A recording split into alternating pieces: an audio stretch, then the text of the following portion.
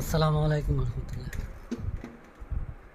Shibpur bus stand হইতে auto rickshaw করে রাধাগঞ্জ বাজারে যেতে সময় নিয়েছে ৪৫ মিনিট। সাথে ছিল গুড়ি গুড়ি বৃষ্টি এবং বড় ধরনের বৃষ্টি হওয়ার ভয়।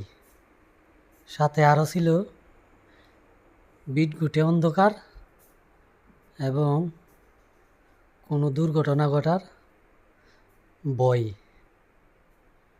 আর সবচেয়ে বড় ভয় ছিল যে অটো রিক্সাতে চার্জ শেষ হয়ে যাওয়ার ভয়। তবু আলহামদুলিল্লাহ সঠিকভাবে রাধাগঞ্জ বাজারে এসে পৌঁছাতে পেরেছি।